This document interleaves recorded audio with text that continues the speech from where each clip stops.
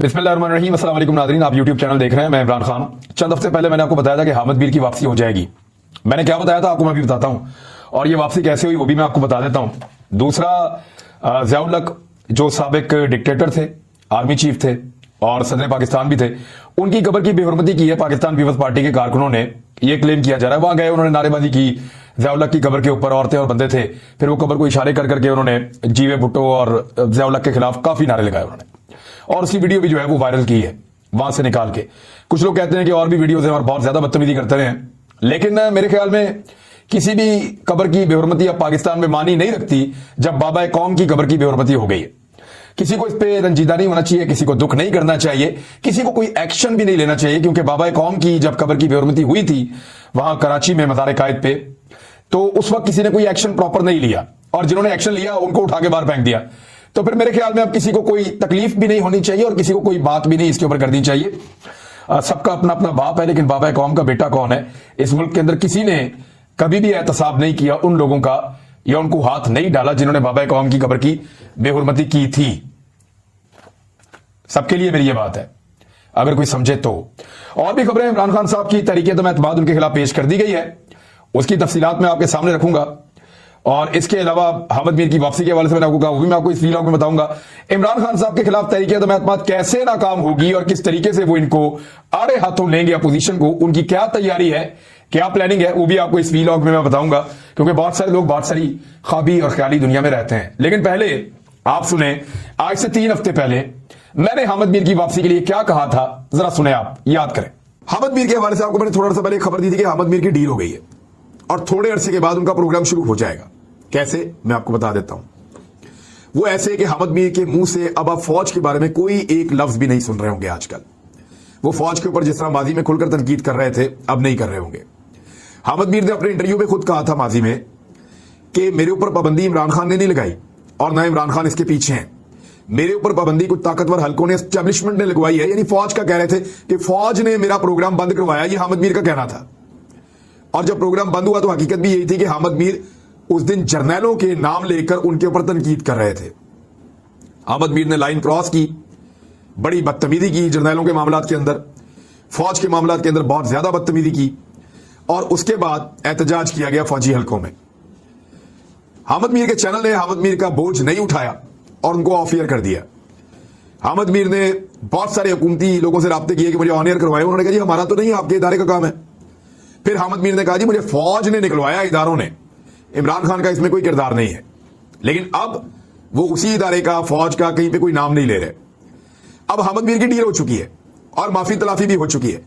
माफी हामिद मीर ने बड़ी मुश्किलों से मांगी है और बहुत सारी जगहों पे मांगी है।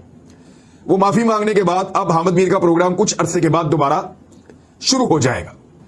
और जब वो प्रोग्राम शुरू हो जाएगा, और कोशिश ये है मुख्तदर हलकों की कि अगर इमरान खान साहब की हुकूमत जाती है तो तब शुरू किया जाए, अगर नहीं जाती तो फिर एक नया सिलसिला बनाया जाएगा। लेकिन तब शुरू करने का ये मतलब होगा कि ये वाला मामला भी इमरान खान के खाते में डाल दो। और तो जनाब, आपने सुना कि हामिद मीर साहब के बारे में जो मैंने बताया था एग्जैक्टली वही हुआ। आज जब उन्होंने अपना प्रोग्राम शुरू किया तो उन्होंने कहा कि सोच भी नहीं सकता मैं इदारों के साथ, सारे इदारे मेरे लिए बड़े काबिल एहतराम है। ये वही हामिद मीर है जो वहां खड़े होकर इदारों को गालियां दे रहे थे और उनके बारे में बहुत मायूब जबान इस्तेमाल कर रहे थे। लेकिन अब बड़ा अच्छा किबला इनका दुरुस्त हो गया है और पॉलिटिकल लोगों ने इनकी सिफारिश की है, कुछ दूसरे लोगों ने इनकी सिफारिश की है। इनकी माफी बाकायदा मांगने के बाद कबूल हुई है और माफी कबूल होने के बाद फिर इनको तोहफतन इनका प्रोग्राम वापस दे दिया गया है। अब ये एक लाइन जो है वो ड्रॉ हो गई है, उसको क्रॉस नहीं करेंगे, सिर्फ इमरान खान को बुरा भला कहेंगे, ये मैंडेट इनके पास मौजूद रहेगा। अब हामिद मीर वाला मामला तो रखें सिर्फ एक तरफ, आ जाए वज़ीर-ए-आज़म पाकिस्तान के खिलाफ तहरीक एतमाद। अपोजिशन ने जमा करवा दिया जी, पीएमएलएन के लोग मौजूद थे वहां पे, पीपल्स पार्टी के लोग मौजूद थे, जमीयत उलमा इस्लाम फजलुर रहमान के लोग मौजूद थे। 172 बंदे पूरे करने हैं, 62 बंदे अपोजिशन के पास हैं, 62 में से 8 बंदे टूट चुके हैं। मैं आपको फिर कह रहा हूं कि 8 बंदे हुकूमत के साथ राब्ते में आ चुके हैं उन 62 में से, और अपोजिशन के उन 8 बंदों में से 2 बंदे आकर मिलकर भी जा चुके हैं। यानी एक मीटिंग में 2 बंदे आकर मिलकर जा चुके हैं और बाकी 8 जो है वो राब्ते में हैं हुकूमत के साथ। उनको लगता है कि ये तहरीक एतमाद जो है वो गलत पेश की जा रही है और उसमें हुकूमत का साथ देंगे। ऐसे ही जैसे कुछ लोग जो हैं हुकूमत के वो शायद अपोजिशन का साथ देंगे, उनका क्लेम है। यानी अपोजिशन अगर क्लेम कर रही है कि हमने बंदे तोड़ लिए 20-22 जितने भी, तो हुकूमत भी क्लेम कर रही है कि हमने भी उनके 8 बंदे तोड़ लिए हैं। जमीयत उलमा इस्लाम फजल रहमान ग्रुप के बलूचिस्तान से एक रुकन है, वो भी गालिबन अब हुकूमती कैंप का हिस्सा बन रहे हैं और वो भी कह रहे हैं कि मैं vote of no confidence Imran Khan साहब के खिलाफ अगर हुआ तो उसका हिस्सा नहीं बनूंगा। अब ले देकर सिर्फ जो तकिया रह जाता है वो जहांगीर तरीन और उनके ग्रुप के ऊपर रह जाता है कि जहांगीर तरीन और उनका ग्रुप अपने कितने लोगों को तोड़कर लाकर खड़ा कर सकता है अपोजिशन की सफों में, जहां पे वो अपने 172 लोगों को पूरा करें। देखिए, अगर 8-9 लोग 10 लोग अपोजिशन के गायब हो गए, जो हर मौके पर गायब हो जाते हैं, अपोजिशन के बंदे हर मौके पर गायब होते हैं, कभी कोई कानून साजी हो बंदे गायब, कभी कोई खास मौका हो बंदे गायब, तो अपोजिशन के बंदे हर मौके पर गायब हो जाते हैं। अगर अपोजिशन के बंदे दोबारा गायब हो गए तो फिर उनकी 10 बंदे कम होने की सूरत में भी स्ट्रेंथ 152 रह जाएगी, फिर उनको 20 बंदे चाहिए होंगे। क्या हुकूमत के अंदर 20 ऐसे बंदे हैं? ये 20 का फिगर बहुत बड़ा होता है और एमएनएस की जुबान के अंदर तो बहुत ही बड़ा होता है कि आप पार्लियामेंटेरियन 20 के 20 तोड़ के लाके अपोजिशन के कैंप के अंदर खड़े कर दें, 15 या 20। और वो जो अगर खड़े होंगे ना, वो कॉन्स्टिट्यूशनल एक अमेंडमेंट है। 14वीं तरमीम जब नवाज शरीफ साहब लेकर आए थे आइन में 1997 में, जब वो हुक्मरान बने तो उसके बाद वो लेकर आए थे, तो उसमें ये शामिल था कि फ्लोर क्रॉसिंग नहीं हो सकती। इसकी 6 सूरतें होती है फ्लोर क्रॉसिंग की। मैं सिंपली आपको ये बताऊं कि बंदा अपनी पार्टी छोड़ के दूसरी पार्टी में चला जाए, या कोई बंदा अपनी पार्टी की विल के खिलाफ वोट दे, या कोई बंदा अपनी पार्टी ने कहा हो कि यहां वोट नहीं करना वहां वोट करे और जहां कहेंगे वोट करना है वहां ना करें। तो इस किस्म की चीजें जो हैं वो, और पहले पार्टी को कहना चाहिए, यानी पार्टी ने कहा हुआ हो, डायरेक्शन दी हुई हो, या पार्टी का चीफ व्हिप या पार्टी की लीडरशिप वो बाकायदा हुक्मनामा जारी कर, पार्लिमानी लीडर या कोई और हुक्मनामा जारी करे कि जनाब आपने ये वोट ऐसे करना है। फिर जो उसकी खिलाफवर्जी करेगा उसके खिलाफ पार्टी का जो सरबराह है वो तहरीरी तौर पर प्रिजाइडिंग ऑफिसर को और स्पीकर ऑफिस में ये बताएगा कि जनाब ये बंदा फ्लोर क्रॉस कर गया है, लिहाजा फ्लोर क्रॉसिंग के बाद इसको नाअहल कर दिया जाए। मामला जाएगा इलेक्शन कमीशन ऑफ पाकिस्तान के पास और वो उसको नाअहल कर देंगे। फिर वो बंदे की पॉलिटिक्स कहां जाएगी? फिर इनमें बेशतर लोग वो हैं जो जब इलेक्शन लड़े तो वो इमरान खान साहब का उनको वोट पड़ा है, वो बल्ले के इंतखाब पे जीत कर आए, लोगों ने बल्ले को वोट दिया था। बेशतर लोग ऐसे हैं।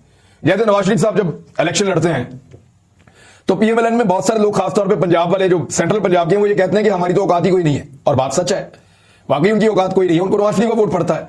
इसी तरह बहुत सारे लोगों को इमरान खान का वोट पड़ता है। तो ये जो लोग इमरान खान का वोट उससे जीत कर आए हैं, क्या वो इमरान खान से धोखा करके वापस अपने हल्के में चले जाएंगे? ये एक बहुत बड़ा सवाल है और आजकल के दौर में ऐसा होना इंतहाई मुश्किल और नामुमकिन लगता है। हाँ, ये हो सकता है कि उनकी अपनी पार्टी के अंदर एक धड़ा या ग्रुप बहुत बड़ा बन जाए। उसके बारे में इमरान खान साहब ने कुछ बड़ी अहम बातें की हैं, वो मैं आप तक रखूंगा, लेकिन सबसे पहले आप जरा 1-2 चीजें देखें जो बहुत इंटरेस्टिंग है। देखिए, इन्होंने तरीके तो मैं जमा करवा दिए। अब कानून के मुताबिक आइन का आर्टिकल है 95(1), उसके तहत इन्होंने जमा करवाई है और 20% अरकान अगर कहें, यानी 69 अराकीन के दस्तखत जरूरी हैं, तो अपोजिशन ने जो दस्तखत करवाए हैं वो ज्यादा है इससे बहुत। 15 दिन के अंदर अंदर स्पीकर कौमी असेंबली को इजलास तलब करना पड़ेगा।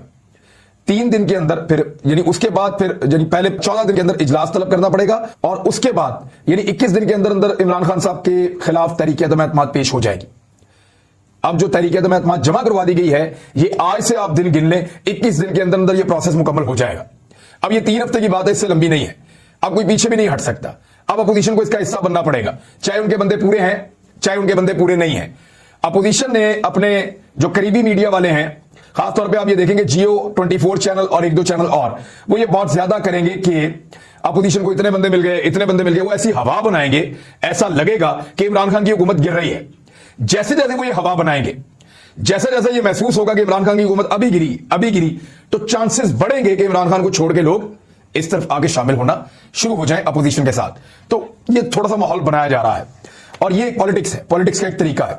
इसी तरह हुकूमत भी माहौल बना रही है कि इमरान खान साहब कहीं नहीं जा रहे और बंदे उल्टे अपोजिशन के टूट के हमारे पास आ रहे हैं। मेरे अपने सोर्सेज ने मुझे बताया कि 10 के करीब लोग जो हैं वो अपोजिशन के ऐसे हैं जो इमरान खान साहब के खिलाफ तहरीक अदम एतमाद वाले दिन गायब हो सकते हैं अगर अपोजिशन ने उनको ठीक तरीके से मैनेज ना किया। तो 3 दिन के लिए बहस होगी और उसके बाद स्पीकर ये कहेंगे कि जो तहरीक अदम एतमाद के हामी है वो इधर आ जाएं और जो तहरीक अदम एतमाद के खिलाफ है, जो इमरान खान के साथ है, वो इधर आ जाएं। यानी वो दोनों तरफ अलग अलग इशारा कर देंगे। अगर इमरान खान के खिलाफ 172 बंदे पूरे कर दिए अपोजिशन ने और वो गिनती हो गई, तो उसके बाद फिर फौरी तौर पे क्या होगा कि स्पीकर आगाह कर देंगे सदर पाकिस्तान को और फिर पाकिस्तान में एक नए वजीर आजम के लिए फिर इलेक्शन करवाया जाएगा दोबारा। यानी इलेक्शन, जनरल इलेक्शन नहीं, वहीं पे इंतखाब होगा दोबारा नए कायदे ऐवान के लिए। फिर नॉमिनेट किया जाएगा, बताया जाएगा कौन कौन वज़ीर आज़म बनने के लिए उम्मीदवार है। उम्मीदवार सामने आएंगे, उन उम्मीदवारों ने फिर कंपेन करनी है एमएनएस के बीच में। फिर देखते हैं किसको ज्यादा वोट पड़ता है, जिसको पड़ेगा वो फिर पाकिस्तान का वज़ीर आज़म बन जाएगा, जो 172 वोट सिक्योर कर देगा। जिसके पास सादा अक्सरियत आ जाएगी वो पाकिस्तान का वज़ीर आज़म बन जाएगा। लेकिन ऐसा लगता नहीं है कि इमरान खान को हटाने के बाद कोई भी सादा अक्सरियत ले पाएगा, और इमरान खान को हटाना इतना आसान नहीं है, अभी बहुत मुश्किल है। इमरान खान साहब ने क्लेम किया है कि उनके लोगों को 15 से 18 करोड़ रुपया दिया जा रहा है। उन्होंने 3-4 बातें बड़ी इंपॉर्टेंट की हैं। एक तो उन्होंने यह कहा कि बैरूनी हाथ मुलव्विस हैं और ज्यादा हाथ मुलव्विस हैं, और वो मेरे खिलाफ साजिश भी कर रहे हैं। यह खबर मैंने आपको दी थी और बार बार दी थी। आज इमरान खान साहब ने इसको फिर खुद कंफर्म किया है कि मुझे हटाने के लिए पाकिस्तान की बैरूनी कुव्वतें जोर लगा रही हैं और वो इसका हिस्सा है। जबकि 15 से 18 करोड़ रुपया एक एक एमएनए को ऑफर किया जा रहा है तहरीके अदम एतमाद में मेरे खिलाफ वोट देने के लिए। यानी अगर 20 बंदे तोड़ने हैं तो कम से कम भी 2 अरब रुपया, या 10 बंदे तोड़ने हैं तो लगभग 2 अरब रुपया, 20 बंदे तोड़ने हैं तो लगभग 3.5-4 अरब रुपया खर्च किया जा रहा है इस मकसद के लिए। तो इमरान खान साहब ने कहा जी आप लोग पकड़ लें पैसे उनके और गरीबों में बांट दें, इनके पास बहुत पैसा है जो इन्होंने लूट मार करके इकट्ठा किया हुआ है। बहरहाल एक उन्होंने कहा कि मेरे खिलाफ साजिश हो रही है और बैरूनी हाथ मुलव्विस है। दूसरा उन्होंने कहा कि पैसा भी ऑफर किया जा रहा है, ये लोग पैसा भी लगा रहे हैं। तीसरा उन्होंने कहा कि ये एंड में जाके गेम आएगा माइंड गेम, नर्व्स का गेम होगा, जिसके आसाब जितने मजबूत होंगे वो जीत जाएगा। और इमरान खान ने क्लेम किया कि मैं इस खेल का मास्टर हूं, मैं उनके साथ ये खेल खेलने के लिए तैयार हूं। मैं अपनी हिकमत अमली नहीं बता रहा, लेकिन मेरी तैयारी मुकम्मल है। मैं इनको ऐसी शिकस्त दूंगा कि ये 2028 तक नहीं उठ सकेंगे। ये इमरान खान साहब का दावा है।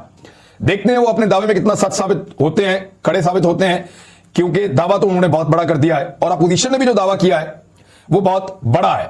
इसके अलावा इमरान खान साहब ने यह बताया कि जहांगीर तरीन कहीं नहीं जाएंगे।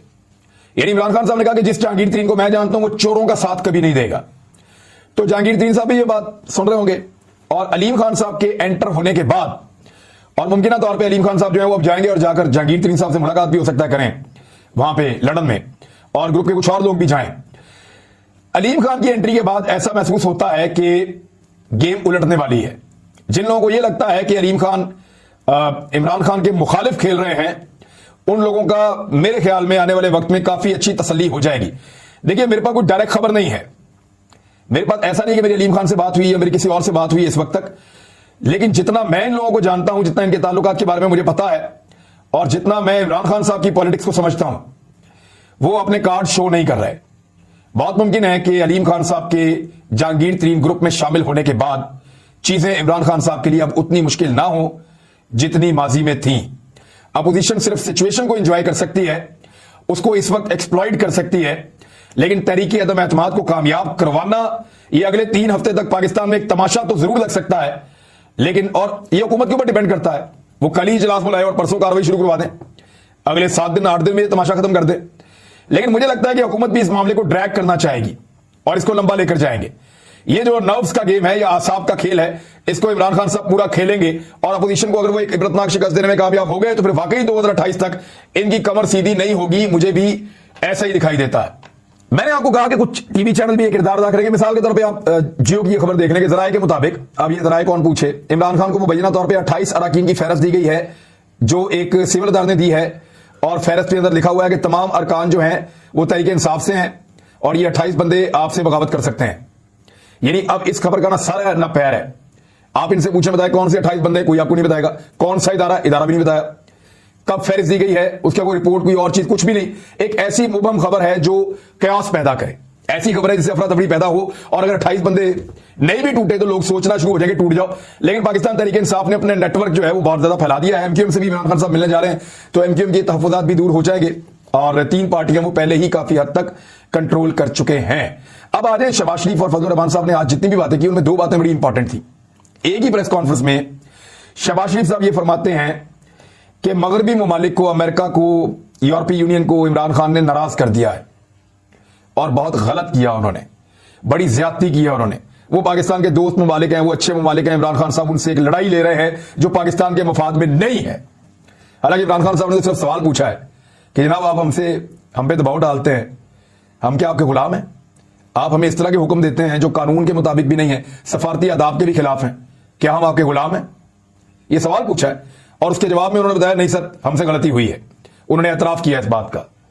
तो कोई इमरान खान साहब ने उनसे लड़ाई नहीं की, लेकिन शिकवा किया है एक आजाद आदमी की तरह, एक आजाद मुमलिकत के सरबराह के तौर पर उन्होंने शिकवा किया है, और बनता भी था। यह हमेशा गुलामी में रहना आप लोगों ने।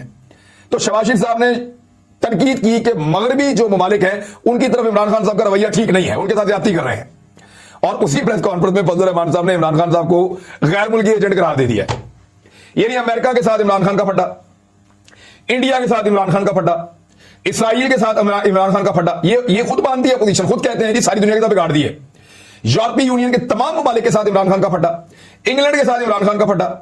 अब इन सारे मुल्कों के साथ तो इमरान खान साहब की लड़ाई हो गई, तो फिर एजेंट किस मुल्क के हैं? क्या इमरान खान साहब कोई साउथ अफ्रीका के एजेंट है, या इमरान खान साहब कोई बहुत दूर दराज किसी मुल्क के, घाना के एजेंट है, या इमरान खान साहब कहीं वो जिम्बाब्वे के एजेंट है, या किसी ऐसे मुल्क के एजेंट है जिसको हम जानते भी नहीं है? यानी कि किस तरह के एजेंट हैं कि पाकिस्तान ने आज तक जिन जिन मुल्कों को अपना दुश्मन समझा उन तमाम को इमरान खान साहब ने बड़ा टका के जवाब दिया है, और वो सारे इमरान खान साहब से मुखालफत कर रहे हैं कि ये वैसा आदमी नहीं है जैसे में पहले पाकिस्तान में मुयसर थे। एक तरफ तो कहते हैं इमरान खान उन मुल्कों के साथ ज्यादती कर रहे हैं, दूसरा आदमी उसी टेबल पे बैठ के उसी वक्त ये कहता है कि नहीं इमरान खान उनका एजेंट है। यानी खुद आपस में भी कंसेंसस नहीं है, नारा भी लगाते हैं बैरूनी एजेंट होने का, और सबसे पहले जाकर नए आने वाले अमरीकी सफीर से हाथ बांध के खुद ये मौलाना फजल रहमान साहब खुद सबसे पहले मिलते हैं। ये तो इनकी सिचुएशन है। तो मैं फिर उसी बात पे कायम हूं कि इमरान खान साहब को हटाने के लिए अंदरूनी और बैरूनी दोनों ताकतें पूरी ताकत इस्तेमाल कर रही हैं। देखते हैं कि इमरान खान कामयाब होते हैं या नहीं, लेकिन मैं इतना जानता हूं कि वो कामयाब हुए तब भी एनआरओ नहीं देंगे, नाकाम हुए तो चुप तब भी नहीं बैठेंगे। अब तक के लिए इतना अपना ख्याल रखिएगा, अपने चैनल का भी। अल्लाह हाफिज।